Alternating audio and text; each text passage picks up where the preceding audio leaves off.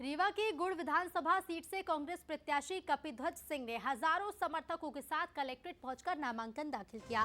कपिध्वज सिंह ने 2013 और 18 का विधानसभा चुनाव निर्दलीय प्रत्याशी के तौर पर लड़ा था।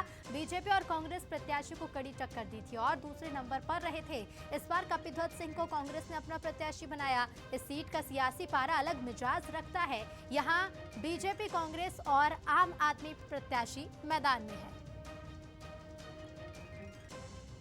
2013 और 18 के चुनाव में आपने कांग्रेस और भाजपा के प्रत्याशियों के पसीने छुड़ा दिए थे और इस बार आप कांग्रेस से प्रत्याशी हैं।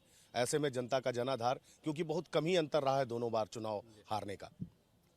ये जनता की बड़ी कृपा है, आशीर्वाद है और जनता कहीं ना कहीं जो व्यवस्था भी है, जो वर्तमान विधायक हैं, उनके क्रियाकलापों से जनता त्रस्त हो चुकी है और बदलाव चाहती है जनता।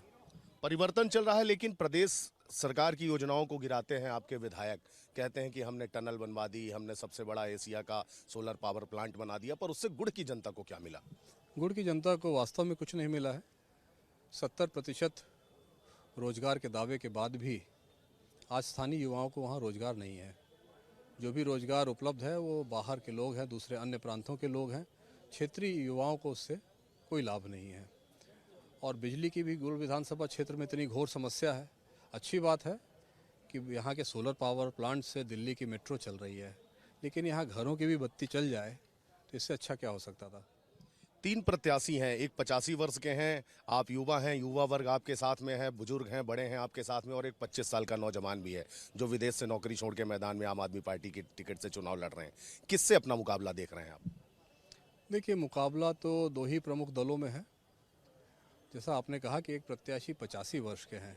सबसे आश्चर्य अचरज की बात भी यही है कि भारतीय जनता पार्टी ने ये निर्णय लिया कैसे और किसके लिए लिया है। कांग्रेस पार्टी और गुड़ क्षेत्र की जनता दोनों को ही कपिध्वज सिंह से बड़ी उम्मीदें हैं, और जिस तरीके से आपका माहौल चल रहा, अगर जनादेश आपको मिला तो गुड़ की जनता के लिए महत्वपूर्ण काम एक आध दो बता दीजिए जो करेंगे आप। देखिए, महत्वपूर्ण काम, सबसे महत्वपूर्ण तो है कि कोई भी क्षेत्रीय प्रतिनिधि को जन सुलभ होना चाहिए, जनता के बीच उपस्थित होना चाहिए। जब आप जनता के बीच में उपस्थित रहेंगे तभी आपको वहाँ की आवश्यकताएं, कमी और जो क्षेत्रीय लोगों की उम्मीदें हैं उसके बारे में पता चलेगा। हमारे क्षेत्र में रोजगार एक बहुत बड़ी समस्या है। उसके लिए विशेष पहल करके जो व्यवस्था पहले से ही है सोलर पावर प्लांट, अन्य उद्योगों में 70% रोजगार अपने क्षेत्रीय युवाओं को यहाँ दिलाएंगे हम लोग। दूसरा, एक बहुत बड़ी पेयजल की संकट है पूरे गुड़ विधानसभा क्षेत्र में। उस पेयजल संकट को कैसे दूर किया जाए, इसका हम लोग योजना बना के युद्ध स्तर पर इस व्यवस्था में लगेंगे। साथ ही चाहे बिजली की स्थिति हो, चाहे सड़क की स्थिति हो, जो मूलभूत सुविधाएं हैं वो बहुत जर्जर हैं गुड़ विधानसभा क्षेत्र की, उनको दुरुस्त करना हमारी प्राथमिकता रहेगी। कैमरा पर्सन आशुतोष चंदेल के साथ अंचल शुक्ला, बंसल न्यूज, रीवा।